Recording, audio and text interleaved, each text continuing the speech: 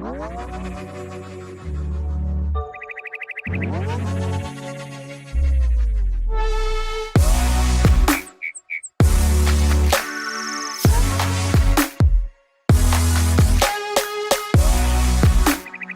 to this June 15th edition of What's Happening in Crypto, broadcasting to you from New Zealand and bringing you all of the latest, thanks to the good folks over at cryptonews.com.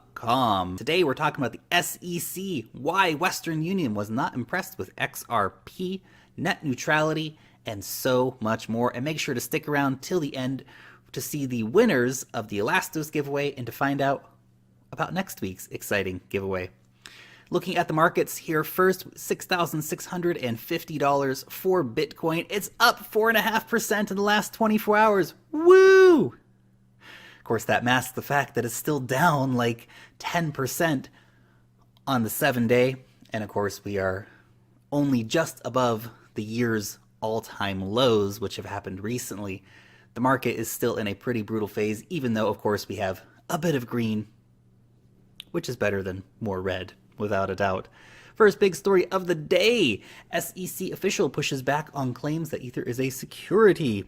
So this is indeed, the SEC has come out and said Ethereum is not a security, which is fantastic. A lot of people had been worrying about this. We've seen a lot of statements from the SEC recently, with the SEC chairman the other day saying, well, Bitcoin is definitely not a security, but he didn't say Ethereum. Now they've come out and said Ethereum is not a security. What does that mean? Why is it important? Ethereum actually was an ICO quite a while ago, and you may see comments like this, which was only made 2 days ago, that he says, I don't know how to be much more clear than I can be. ICOs are securities. Remember, at one point Ethereum was an ICO, but I think what their real focus is now is on new ICOs that are coming out, that are making promises of returns and all these different things. I think it's going to be a really tricky regulatory landscape within the USA as far as ICOs go, and I think this situation is going to continue for quite a long time. But it's important that they've come out and said that Ethereum is not a security, because if Ethereum was a security, they would want to have some kind of oversight into it and get their claws into it, essentially, and potentially screw with it, and that would really mess up the crypto markets without a doubt. So it's nice to see them putting that categorization onto it, even though we would still like to have some more freedom with ICOs, without a doubt. Western Union's CEO was not impressed by the Ripple trial. Does not see Bitcoin replacing fiat. He comes out and says, we are always criticized that Western Union is not cost efficient, blah, blah, blah, but we did not see the part of the efficiency yet during our tests. The practical matter is that it's still too expensive, he said, without going into detail.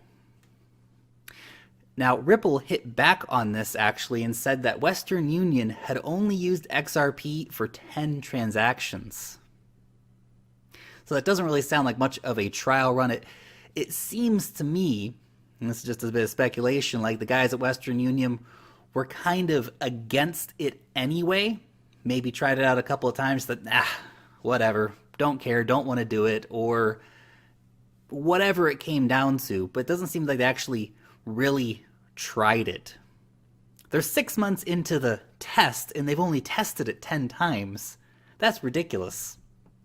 You'd think if they're running an actual test, and this Western Union's massive, they do hundreds of thousands of transactions monthly, if not millions of transactions monthly, and it's absolutely crazy that they've only done such a small amount of transactions using XRP. So unfortunate for XRP that Western Union didn't take it more seriously, but that is the story indeed. Coinbase Index Fund has opened. Woo! If you are an accredited American investor and you'd like to invest between $250,000 and $20 million with the Coinbase, you can do that. Great. Now, this may not be so applicable for most of the audience here. However, this does invite bigger investors into cryptocurrency who may have otherwise been not so comfortable putting $10 million into an exchange, for example. Forget the prices. Ethereum is offering a different value in Afghanistan. This is about young women coders. There is a non-profit called Code to Inspire, teaching women in Afghanistan to write code. They've partnered up with the guys over at Bounties Network to help these young coders get bounties paid out in Ethereum. So many different use cases for cryptocurrencies and blockchain when it comes to social impact. Net neutrality rules end today. This is a devastating blow for, I guess, internet freedom when it comes down to it. And I know a lot of you probably heard about net neutrality so many times, and we thought we were finished with it, but then it's been turned around. It's a constant battle. You have to remember that the people who want to end net neutrality rules have an infinite supply of money and have whole teams of people who their entire job is to lobby politicians and to push for these things to happen. Activists who have to work 9-to-5 jobs or 2 jobs because of the economy, well, they don't really have time to devote to fighting these mega corporations who are trying to take away your freedoms. A lot of people look and go, well, yeah, but they're not going to abuse their powers. It's okay. The big corporations, they've always done well by me. And really? Okay. Reality check on that one. But the reality of it is that they're now going to be able to do things like throttle certain sites. So if there's a competitor to their business model, crush.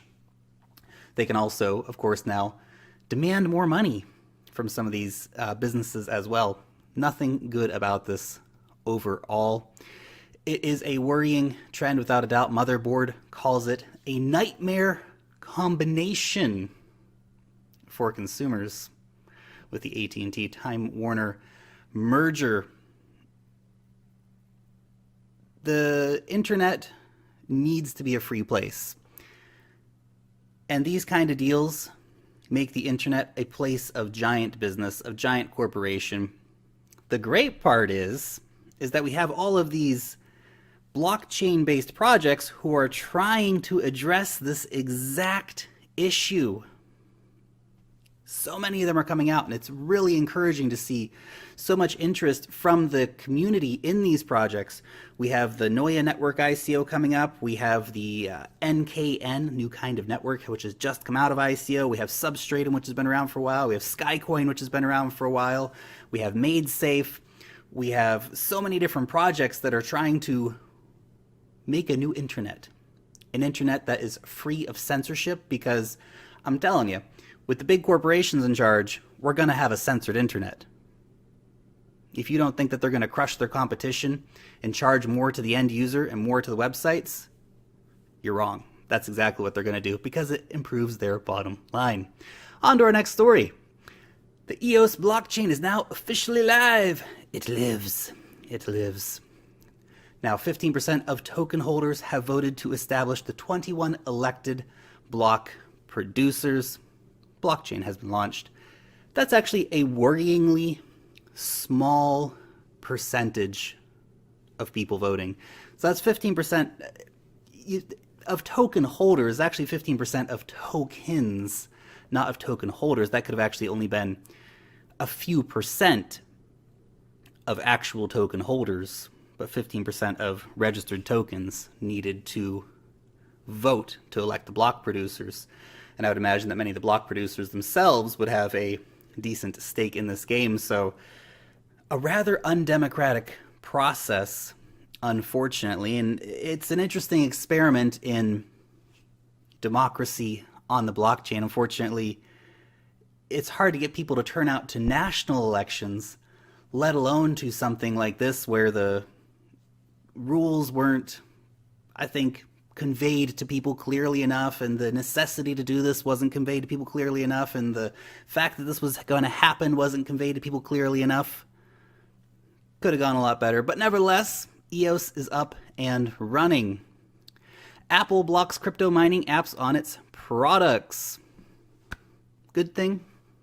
Bad thing?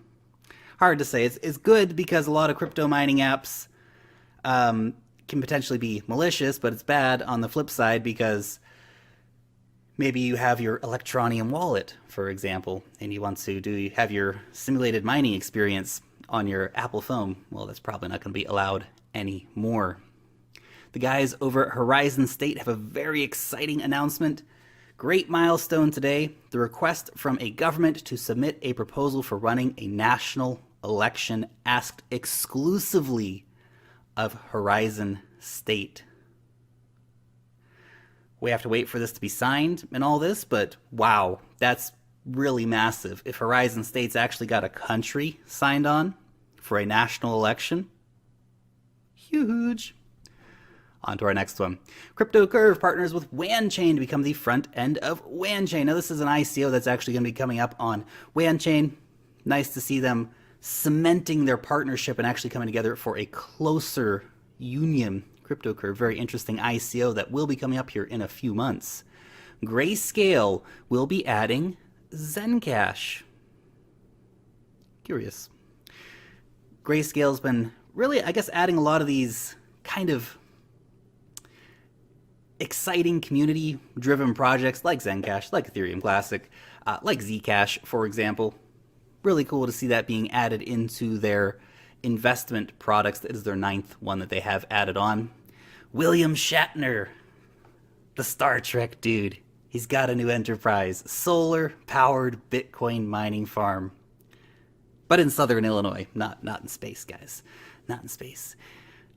Now, it's kind of cool that this is happening. I think solar-powered Bitcoin mining is a freaking great idea. But does Captain Kirk need to be involved? I guess so. He makes a good front man. He's famous and people listen to him. Cool. Why not? Thanks so much for watching the video. Let me know what you think about any of today's news stories in the comment section down below. Long live the blockchain, and peace out till next time.